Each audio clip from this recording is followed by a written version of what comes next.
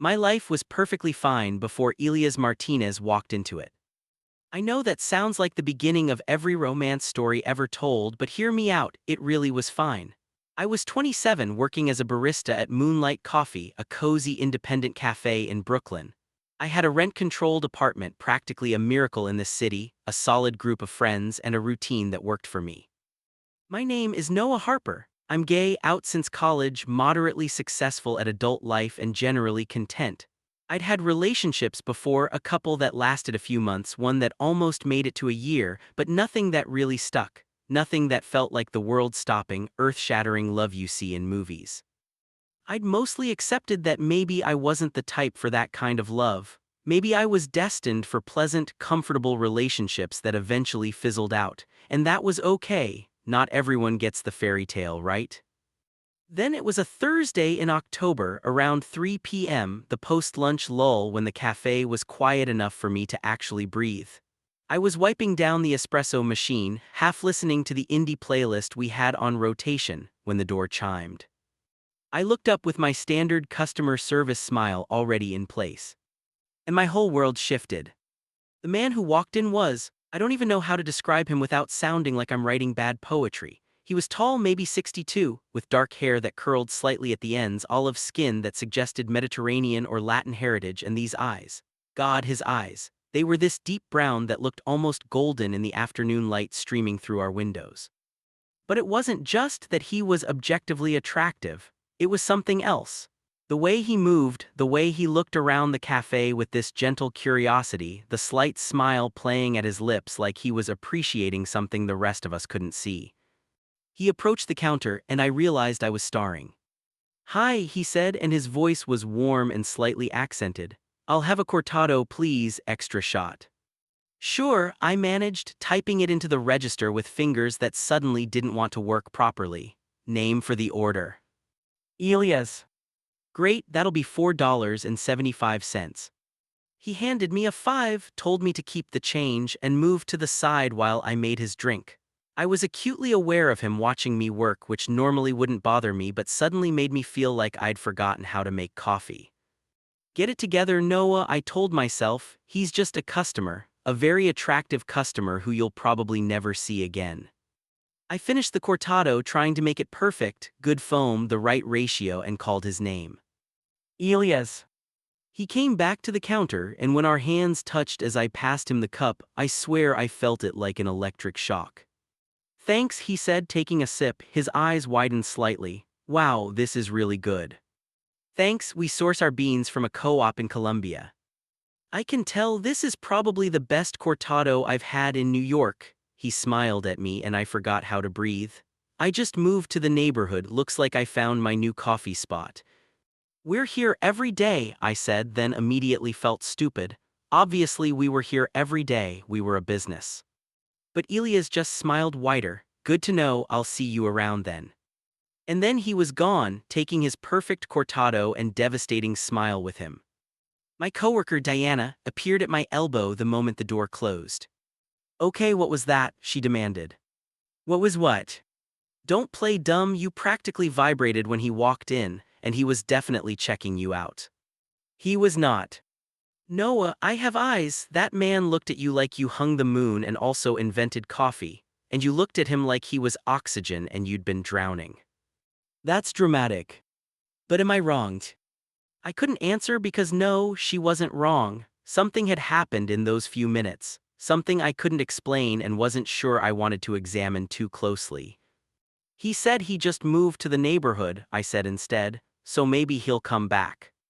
Oh, he'll be back, Diana said with certainty. Question is, what are you going to do about it? Nothing, I'm going to make his coffee and be professional. Diana snorted, sure you are. Elias came back the next day, and the day after that, and the day after that. Within a week, he was a regular, always around 3 p.m., always ordering a cortado with an extra shot. We'd chat for a few minutes, small talk about the weather, the neighborhood, how his day was going. I learned he was a translator working from home, which explained the mid-afternoon coffee runs. I need to escape my apartment for a bit, he explained on his 5th visit. Otherwise, I start talking to my houseplants. Do they talk back? I asked, making his drink. Only the fern, he's very judgmental. I laughed, and the smile he gave me in return made my heart do something complicated. The thing about having a massive crush on a customer is that you have no idea if they're even interested. Sure, Elias was friendly and seemed to enjoy our conversations. But was he just being nice? Was I reading into things that weren't there? You need to ask him out, Diana said after 2 weeks of this. Or I'm going to do it for you, and trust me, I will embarrass you. I can't ask out a customer, that's unprofessional. No, he comes here every single day at the same time. He stays for at least 20 minutes even after his coffee is done, clearly hoping you'll have time to chat. Yesterday he asked you about your favorite book, and today he showed up with a recommendation based on what you said. These are not the actions of a man who just wants good coffee. Or he's just really friendly. Or you're being deliberately obtuse because you're scared. She wasn't wrong about that either. The next day, Elias came in at his usual time. But today he wasn't alone, he was with a woman around his age, beautiful, laughing at something he'd said. My stomach dropped. Of course he had a girlfriend, probably a fiancée, maybe even a wife. Just because he was friendly to his barista didn't mean anything. I made 2 cortados, trying to ignore the bitter disappointment in my chest. Thanks, Noah, Elias said, then turned to the woman. Noah makes the best coffee in Brooklyn. Noah, this is my sister Sophia, she's visiting from Madrid. Sister. Nice to meet you, I said, relief flooding through me. How long are you in town? Just the weekend, Sophia replied in an accent slightly thicker than Elias. Elias has been telling me about this place. He wasn't exaggerating, this is excellent. They sat at a table near the window, and I tried not to watch them too obviously. At one point, I saw Sophia lean in and say something that made Elias glance at me, then away quickly, his cheeks slightly pink. When they left, Sophia waved, but Elias lingered at the door. Hey Noah, I was wondering, would you maybe want to grab dinner sometime, like not here at an actual restaurant? The world stopped spinning for a second. Are you asking me on a date? I said, needing to be absolutely sure I wasn't misreading this. Yes, Elias said, looking nervous for the first time since I'd met him. If that's okay, if I'm completely misreading this situation, please tell me and I'll just keep being your customer and we can forget. Yes, I interrupted, I'd love to get dinner with you. His face lit up. Yeah, definitely. We exchanged numbers and Elias left with his sister, who was very obviously trying not to laugh at him. The moment they were gone, Diana appeared. Did that just happen? I have a date, I said, slightly dazed. I have a date with Elias. I knew it, I knew he was into you. The rest of my shift passed in a blur. That evening, lying in bed, I got a text from an unknown number. Hi, it's Elias. Just wanted to make sure you actually wanted to give me your number and weren't just being polite because I put you on the spot. I smiled and typed back, definitely wanted to. When were you thinking for dinner? Saturday, 7 p.m. There's a great Peruvian place in Park Slope. Perfect, it's a date. It's a date, he confirmed, and I could almost hear the smile in his text. I didn't sleep much that night. I was too busy replaying every interaction we'd had, looking for signs I'd missed, wondering how this was really happening. Saturday took forever to arrive. I changed my outfit 4 times, tried 3 different products in my hair, and generally acted like a teenager getting ready for prom. My roommate Marcus watched this production with amusement. It's just dinner, he said. It's not just dinner, it's dinner with Elias. The cute regular from the cafe, I know, you've mentioned him roughly 800 times this week. I have not. Noah, you have a playlist called Songs That Remind Me of Elias. You've been listening to it nonstop. Okay, so maybe I was slightly obsessed. Elias picked me up at 6:45 early, which I appreciated. He looked incredible in dark jeans and a fitted blue shirt that made his eyes look even more golden. You look great, he said, and I was pretty sure I blushed. Thanks, so do you. The Peruvian restaurant was intimate and cozy with warm lighting and incredible smells coming from the kitchen. Elias had apparently made a reservation, which was both impressive and slightly intimidating. This was a real date, an intentional, planned date. So, Elias said once we'd ordered, tell me about yourself, the non-barista version. What do you want to know? Everything start at the beginning. So I did. I told him about growing up in Connecticut, about studying English literature in college because I loved reading and didn't know what else to do with that love. About moving to New York with vague dreams of being a writer and ending up as a barista to pay the bills. Are you still writing? Elias asked. Sometimes, mostly I tell myself I'm going to write, then I watch Netflix instead. What kind of things do you write? Short stories mostly, some poetry, nothing published or anything, just things I need to get out of my head. I'd love to read something sometime, if you'd be comfortable sharing. The idea of Elias reading my writing, reading the most vulnerable parts of me put to paper, was terrifying and thrilling in equal measure. Maybe, I said, if you're lucky. He smiled. I already feel pretty lucky. The food arrived. I'd ordered lomo saltado, he'd gotten ceviche, and we kept talking. Elias told me about growing up in Madrid, about his parents who still lived there, about how he'd come to New York 5 years ago for a job and ended up staying. Do you miss Madrid? I asked. Sometimes, the food, definitely, my family, but New York feels like home now, it has for a while. What made you move to Brooklyn? Honestly, I needed a change. I was in Manhattan for 4 years and it started feeling too intense. I wanted something slower, more neighborhood-wise, so I found a place in Park Slope 2 months ago and haven't regretted it. Best decision you ever made. Jury's still out, he said with a smile, but finding that cafe was definitely a point in favor. After dinner, we walked through Prospect Park. It was a clear night, unseasonably warm for October, and the park was beautiful in the darkness. Can I tell you something? Elias said as we walked. Of course. I almost didn't ask you out. I talked myself out of it at least 10 times. Why? Because you were so, I don't know how to explain it without sounding like an idiot. But from the first day I walked into that cafe, you felt important, like meeting you meant something. And that's terrifying, to feel that strongly about someone you barely know. I know exactly what you mean, I said quietly. That first day when you walked in, something shifted, like the world tilted on its axis and suddenly everything was different. Elias stopped walking and turned to face me. Really? Really? Can I kiss you? He asked softly. Instead of answering, I closed the distance between us. Kissing Elias was like finally understanding a language I'd been hearing all my life but never quite grasped. It was gentle and intense, tentative and sure all at once. His hand came up to cup my face and I felt myself melting into him. When we pulled apart, we were both breathless. Wow, Elias whispered. Yeah, I agreed. Wow. We kissed again and again and again. Eventually we managed to actually walk through the park, hands intertwined, both of us grinning like fools. So, Elias said as we headed back toward my apartment, second date. Absolutely. When? Tomorrow. I laughed, eager. Extremely. Is tomorrow too soon? Tomorrow is perfect. At my door we kissed again, longer this time, deeper, both of us reluctant to say goodbye. Text me when you get home, I said. I will. Good night, Noah. Good night. I watched him walk away, then practically floated up to my apartment. Marcus took one look at my face and said, "That good?" Better, I said, so much better. The next few weeks were a blur of getting to know each other in every way possible. Elias and I saw each other almost every day. Sometimes it was planned, dinner dates, movie nights, walks through the neighborhood. Sometimes it was spontaneous, him stopping by the cafe during my shift, me showing up at his apartment with takeout after he'd been working all day.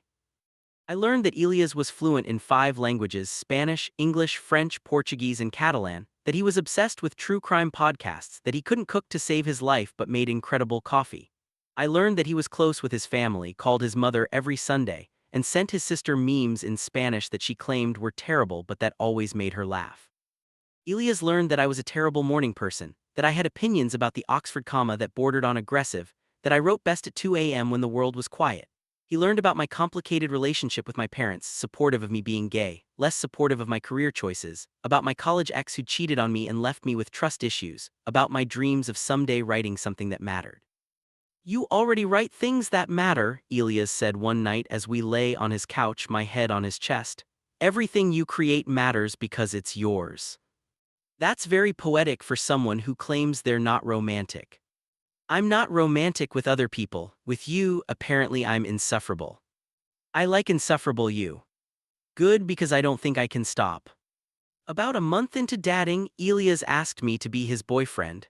It was adorably formal. He took me to dinner at a nice restaurant, ordered wine, and actually made a little speech about how much he cared about me and wanted to make this official. So will you, he asked nervously, be my boyfriend? I thought I already was, I said smiling. Well yeah, but I wanted to ask properly, make it official. In that case yes, absolutely yes. The relief on his face was endearing. You had me worried there for a second. Did you really think I'd say no? I didn't want to assume you're you and I'm just. I kissed him before he could finish that sentence. You're not just anything, you're Elias, you're brilliant and kind and funny and you make me feel things I didn't know I could feel. So yes, I'll be your boyfriend, I'll be your anything. That night was the first time we slept together. It was slow and gentle and intense, learning each other's bodies, what made the other gasp or moan or dig their fingers into skin. Afterward, lying tangled together, Elias traced patterns on my back. I'm falling in love with you, he whispered. I probably have been since that first cortado. I'm already there, I whispered back. I've been in love with you for weeks. Why didn't you say anything? Same reason you didn't, scared. We're both idiots. Maybe, but we're idiots together. Everything was perfect for 3 months, blissfully, impossibly perfect. Then Elias got a call from Madrid. I was at his apartment when his phone rang. He looked at the screen, said, "It's my mother," and answered in rapid Spanish. I watched his face change from happy to concerned to something I couldn't quite read. The call lasted 20 minutes. When he hung up, he sat down heavily on the couch. Is everything okay? I asked, sitting beside him. My father, Elias said slowly. He's sick, cancer, they just found out. Oh my God, Elias, I'm so sorry. They want me to come home, not permanently, just for a while, to be there for the treatments to help my mother. My sister's there, but she has 2 kids and a job, they need me. Of course, when do you leave? That's the thing, he looked at me with anguished eyes. I don't know how long I'll be gone, could be a month, could be 6 months, it depends on the treatment, on how he responds. No, I might have to leave for half a year. The reality of that hit me like a truck. 6 months, half a year apart when we'd only been together for 3. Okay, I said, trying to keep my voice steady. Okay, we'll figure it out. You're not breaking up with me. What? No, Elias, your father is sick, of course you need to go be with your family, we'll do long distance, people do it all the time. But we've only been together 3 months. So, that doesn't change how I feel about you. Elias, I love you, that doesn't go away just because there's an ocean between us.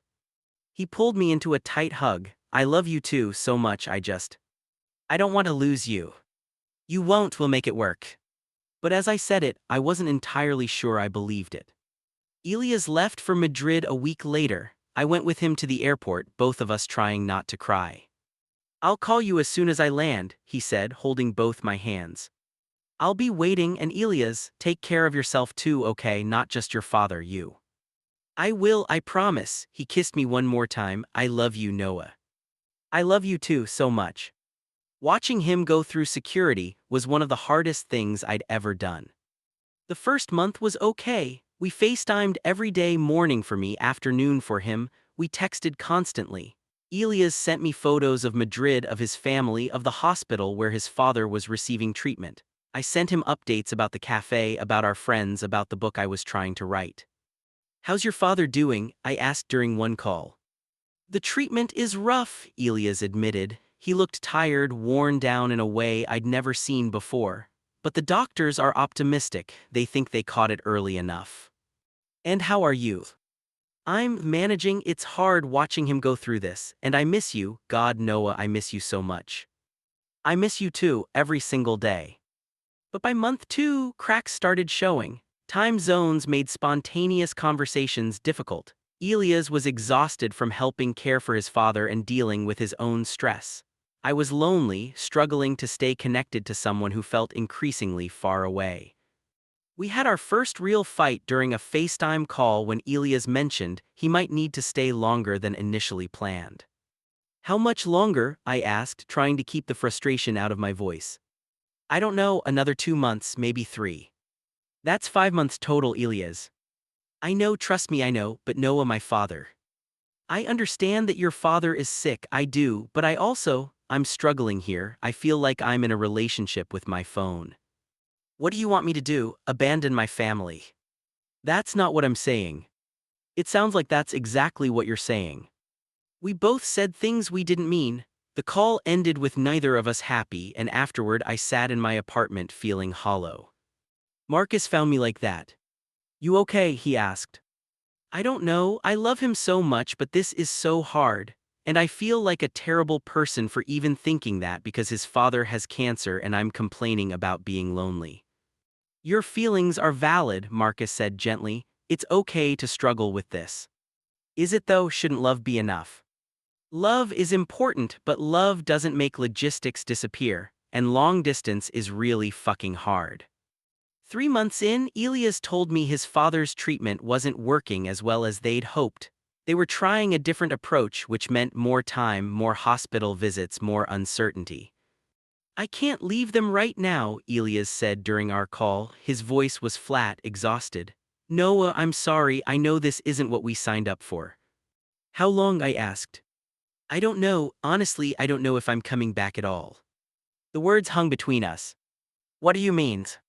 I mean, my family is here, my father is sick, possibly dying, my mother and sister need me, and I'm realizing that maybe I've been away from home for too long, maybe I need to be here.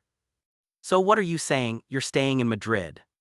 I don't know, I'm thinking about it, and I needed you to know that. After the call ended, I lay in bed and cried for the first time since he'd left. A week after that call, Elias and I barely spoke. A few texts here and there, but no video calls, both of us avoiding the conversation we needed to have. Then late one night my phone rang. Elias. Hi, I answered. Hi, I'm sorry for calling so late, I couldn't sleep. It's okay, how are you? Tired, sad, missing you, he paused. Noah, we need to talk. Those 4 words every relationship dreads. Okay. I've been thinking a lot about us, about the future, and I need to be honest with you about something. My heart was racing. Okay. I think I need to stay in Madrid, not forever maybe, but for the foreseeable future. My father's health is declining and my family needs me here, and being back home, it's made me realize how much I've missed it. My family, my language, my culture. New York is wonderful, but this is where I'm from. So you're breaking up with me? I don't want to, Elias said, his voice breaking.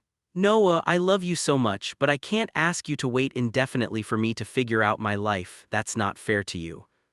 What if I want to wait? For how long? 6 months, a year, 5 years, we don't know how long my father has, and even after, I don't know when or if I'll be ready to come back to New York. Tears were streaming down my face now. So this is it, 3 months of long distance and we're done. Noah. No, I get it, I do. You need to be with your family, you need to figure out where you belong, and I'm the guy you met at a cafe, I'm not worth uprooting your life for. That's not true, you're worth everything. But we're in an impossible situation and I don't see a way through it that doesn't end with one of us resenting the other. So instead we just end it, while we still love each other.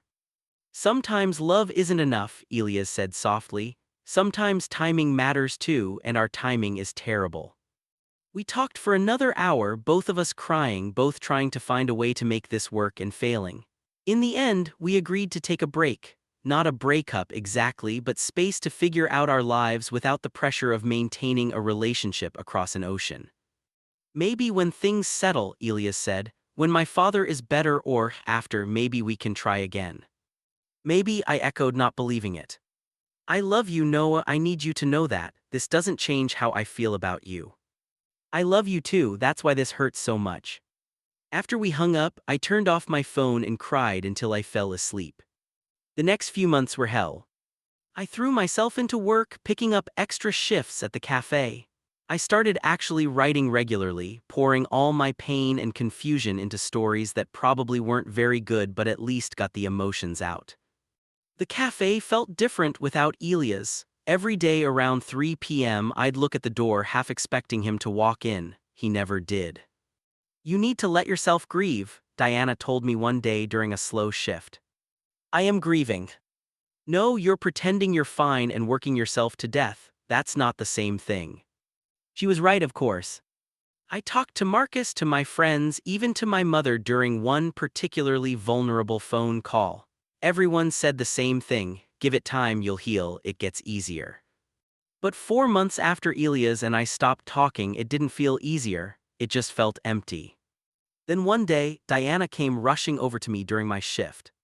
No, don't freak out, but what? He's here, Elias, he's here. My head snapped up, and there he was, standing by the door, looking nervous and uncertain, and exactly the way I remembered. Our eyes met across the cafe, and the world stopped spinning. Elias walked to the counter slowly, like he was afraid I might run away. Hi, he said softly. Hi, my voice came out strangled. What are you doing here? Can we talk, please? I looked at Diana, who practically shoved me toward the door. Go, I've got the counter. We walked to the park, the same one where we'd had our first kiss, and sat on a bench. For a long moment, neither of us spoke. How's your father? I finally asked. He's in remission, Elias said. The new treatment worked, he's going to be okay. That's wonderful, I'm so happy for you guys. Thank you. Another pause. Noah, I came back to New York because I needed to see you, to talk to you face to face. Okay. These past 4 months have been the longest of my life, and not just because of my father's illness. Being away from you, not talking to you, pretending I could just move on, it's been torture. For me too, I admitted. I made a mistake walking away from us, from you. I thought I was doing the right thing, protecting us both from the pain of long distance and uncertainty. But all I did was cause more pain for both of us. Elias. Please let me finish. I've been practicing this speech for 3 days. He took a breath. When I walked into that cafe 7 months ago, my whole world shifted. Meeting you changed everything, and I was an idiot to think I could just walk away from that, from us, because the circumstances weren't perfect. So what are you saying? I'm saying I'm moving back to New York. I've already found an apartment in Brooklyn. My father's in remission, my family is stable. And I can do my translation work from anywhere. I'm coming home. And Noah, if you'll have me, if you haven't moved on and found someone who won't run away when things get hard, I want to try again. I want us to try again. I stared at him, barely able to process what I was hearing. You're moving back. I am, not just for you, I need you to know that. New York is my home too, but yes, partly for you, because I love you and I can't imagine my life without you in it. I haven't moved on, I said, my voice thick with emotion. I tried, God, I tried, but you're it for me, Elias. When you walked into that cafe, you didn't just shift my world, you became my world. Elias cupped my face in his hands. I'm so sorry I left, I'm so sorry I hurt you. I'm sorry too, for not being more understanding about your family situation. We both made mistakes, can we forgive each other and start over? I don't want to start over, I said. Starting over means forgetting everything we built. I want to keep building, I want to take what we had and make it even better. Yes. Yeah. He kissed me then, and it was like coming home after a long journey, familiar and new all at once. I kissed him back with 4 months of longing, relief, and love that had never actually gone away. When we pulled apart, we were both crying and laughing. I missed you so much, Elias whispered. I missed you too, every single day. So we're doing this, we're really trying again. We're doing this, but Elias, if things get hard again, and they will, because life is hard, we talk about it. We don't run, we fight for this. I promise I'll fight for us every single day. We sat on that bench for hours, catching up, apologizing, planning. Elias told me about his father's recovery, about saying goodbye to Madrid for now, about how strange it felt to come back to New York without me waiting for him. I told him about the writing I'd been doing, about how much I'd grown during our time apart, about how I'd realized I needed to stand on my own before I could fully be in a relationship. I think we both needed this time, Elias said as the sun started to set. As much as it hurt, maybe we needed to figure ourselves out separately before we could really build something together. Maybe, I agreed, but I'm really glad the figuring out part is over. I'm ready to just be with you now. Music to my ears. Elias moved back to Brooklyn 3 weeks later. This time we took things slower, more intentionally. We had date nights and alone time. We maintained our own friendships and hobbies. We communicated better, didn't let resentments build. And slowly, carefully, we rebuilt what we'd had, stronger this time, more solid. About 6 months after Elias came back, we were at his apartment making dinner together when he said, "I want to ask you something." "Okay. Move in with me." I nearly dropped the knife I was using to chop vegetables. "What?" "I know it's a big step, and if it's too soon, that's okay. But Noah, I wake up every morning wishing you were there, and I go to bed every night wishing you were beside me. I don't want to wait anymore. I want to build a life with you, starting now." "Are you sure, after everything we went through?" "I'm sure because of everything we went through, we've been tested in ways most couples never are, and we came through it. We chose each other, so yes, I'm absolutely sure."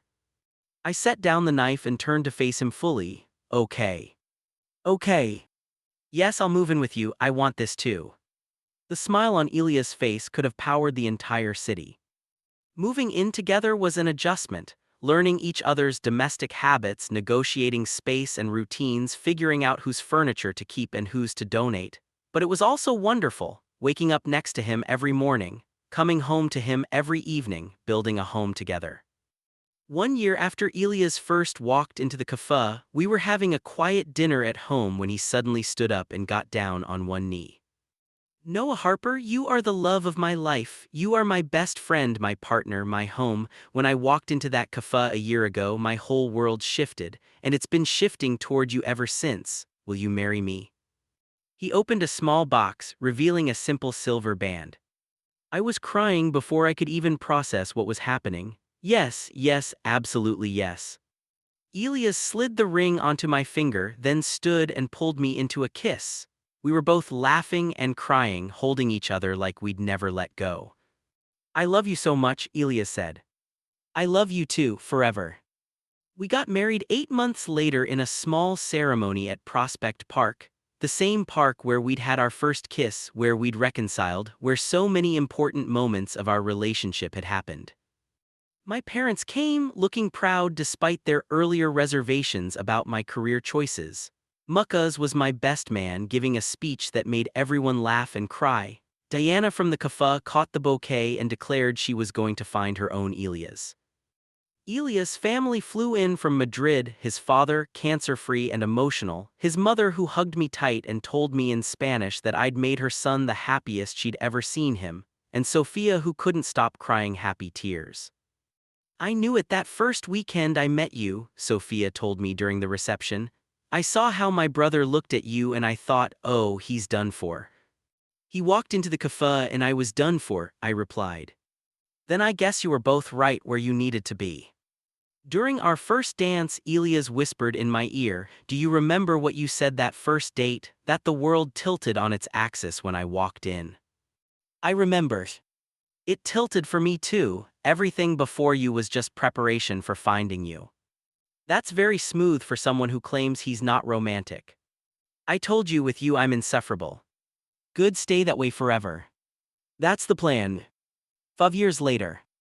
I'm working on my laptop at Moonlight Coffee, the same cafe where it all started, putting finishing touches on my manuscript. After years of writing in stolen moments, I finally finished a novel, and even more incredibly, I have an agent who believes in it.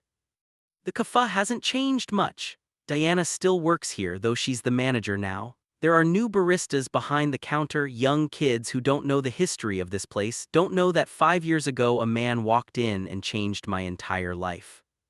But I know, and I'll never forget. My phone buzzes with a text from Elias, "Running late, traffic is terrible, order me a cortado." I smile and walk to the counter. The new barista, her name tag says Rulla, tuck my order. "One cortado extra shot," I say, "and a latte for me." Names: Elias and Noah. As she makes the drinks, I think about everything that's happened in 5 years. The wedding, the apartment we bought in Brooklyn, the trip to Madrid where Elias' father, still in remission, taught me to make paella, the book I wrote, then rewrote again, the quiet moments and the grand adventures. The life we built together. Elias, Riley calls out, setting the cortado on the counter. But before I can grab it, the door chimes. I turn and there's Elias, slightly disheveled from rushing, smiling the moment he sees me. After 5 years together, 2 years of marriage, countless ordinary moments, my heart still skips when he walks into a room. Sorry I'm late, he says, kissing me hello. Oh, you already ordered. I know your order by heart. My cortado expert, he picks up his cup and takes a sip, perfect as always. We sit at our usual table, the same one near the window where he sat with Sophia 5 years ago, where he gathered the courage to ask me out. How's the manuscript coming? Elias asks. Done, actually done. I sent it to my agent this morning. Noah, that's amazing. He reaches across the table to take my hand. I'm so proud of you. It might not go anywhere. It's going somewhere, I know it is. I've read every word and it's brilliant. You're biased. I'm honest, there's a difference. He squeezes my hand. How does it feel to be finished? Surreal, terrifying, like I've poured my entire soul onto the page and now strangers are going to judge it. They're going to love it, just like I love you. Smooth talker. Always, he grins. Hey, I have news too. Remember that Madrid translation project I told you about, the big one? The historical documents. They want me to fly out for a month to work on site, all expenses paid, good money, and it would be incredible for my portfolio. That's fantastic. When? Next month, but Noah, I was thinking, what if you came with me? We could make it a working vacation. You could write, I'd translate, we'd spend evenings eating tapas and exploring the city. What do you think? Yeah. I think that sounds perfect. And it does, because with Elias, everything feels possible. The fears and uncertainties that used to paralyze me, they're still there, but they're smaller now, manageable, because I know that whatever comes, we'll face it together. You know what I was thinking about on the way here? Elias says, taking another sip of his cortado. That day 5 years ago when I walked in here for the first time, I almost didn't come in. I'd passed by a few times, kept walking, but that day something made me open the door. Fate. Maybe, or just really good timing. He looks at me with those golden brown eyes that I've memorized, that I still find myself getting lost in. Whatever it was, I'm grateful. Every single day I'm grateful. Me too, I say, meaning it with every fiber of my being. You walked in and my whole world shifted, best shift ever. Agreed. We sit there in the cafe, drinking our coffee, making plans for Madrid, talking about everything and nothing. Around us, life continues, customers coming and going, baristas making drinks, the hum of conversation and the hiss of the espresso machine. Just another ordinary moment in an ordinary cafe. Except it's not ordinary at all, because this is where our story began, where a man walked in looking for coffee and found love instead, where two people who didn't know they were looking for each other somehow found each other anyway. This is where my world shifted. And I wouldn't change a single thing. Later that night, lying in bed with Elias' arms around me, I think about how life works in mysterious ways. How you can plan and prepare and try to control everything, and then someone walks through a door and renders all your plans obsolete. What are you thinking about? Elias murmurs sleepily. Just how lucky I am. Luck had nothing to do with it, we chose each other. Every day we keep choosing each other. You're right, but I still feel lucky. He kisses the back of my neck. Me too, now go to sleep, we have an early day tomorrow. What's tomorrow? I'm taking you to that new gallery opening you wanted to see, and then we're having dinner at that place we've been meaning to try, and then I'm bringing you home and showing you exactly how much I love you. That's quite an agenda. I like to plan ahead. I turn in his arms to face him. I love you, Elias Martinez. I love you too, Noah Harper Martinez. The hyphenated name still gives me butterflies. We decided to combine our last names after the wedding, both of us wanting to carry a piece of the other. As I drift off to sleep, I think about parallel universes, about all the versions of my life where Elias didn't walk into that cafe, where I didn't make his cortado quite right, where timing or circumstance or 1,000 other factors kept us apart. I'm grateful for this universe, the one where everything aligned just right, where the world shifted exactly when it needed to. Where love walked through a door and changed everything. 3 years later, I'm signing copies of my novel at a bookstore in Brooklyn. It's a small event, maybe 30 people, but it's mine, my book, my words out in the world. The novel is about a barista and a translator who meet by chance and fall in love. It's fiction, of course. The details are changed, the characters are their own people, but anyone who knows our story will recognize the heart of it. Elias is sitting in the front row, beaming with pride. We've been married for 5 years now, together for 8. We've weathered storms and celebrated victories. We've grown both together and as individuals. Last month we found out we've been approved to adopt. In 6 months, give or take, we'll be parents. The thought is terrifying and exhilarating in equal measure. After the reading, a young man approaches me nervously. He can't be more than 22, 23. "Hi," he says, "I just wanted to say, your book really resonated with me. I'm still figuring myself out, and reading about two men building a life together, overcoming obstacles, choosing each other, it gave me hope that maybe I can have that too someday." I feel my throat tighten with emotion. You absolutely can, and you will. Sometimes love shows up when you least expect it, just stay open to it. Did your story really start in a cafe, like in the book? It did. My husband walked in one day and everything changed. The young man smiles. "That's beautiful, thank you for sharing your story." After he leaves, Elias comes up behind me and wraps his arms around my waist. "You okay?" he asks. "Better than okay, that kid." He reminded me of who I was before I met you, looking for something without knowing what it was. And now I've found it, found you, found us, found myself in the process. Elias turns me around to face him. "You know what today is?" I think for a moment. Oh my God, 8 years since you walked into Moonlight Coffee. 8 years since you made me the best cortado I'd ever had and looked at me like I'd hung the moon. I did not. You absolutely did, Diana told me. She said you watched me leave and looked hopelessly smitten. Diana needs to mind her business. Diana was right, he kisses me softly. 8 years, Noah, and I fall more in love with you every single day. That's impossible, we've already hit peak love. Then I guess we're breaking the laws of physics together. We stand there in the bookstore holding each other, both of us thinking about how far we've come. From strangers to lovers to partners to parents to be. From that first nervous conversation over coffee to building a life neither of us could have imagined. Hey Elias. Yes. Thank you for walking into that cafe 8 years ago. Thank you for making that cortado perfectly. If it had been bad, we might never have happened. Guess we have good coffee to thank for our entire relationship. And fate and timing, and whatever force in the universe decided we were meant to find each other. All of the above, I agree. We leave the bookstore hand in hand, walking through Brooklyn's streets we know by heart, heading home to the life we've built together. And I think about that young man who read my book, who's looking for his own love story. I hope he finds it. I hope he finds his cafe, his moment, his person who walks in and shifts his entire world. Because that's what love does, it shifts everything. It takes your ordinary life and makes it extraordinary. It takes your loneliness and fills it with connection. It takes your fears and makes them manageable.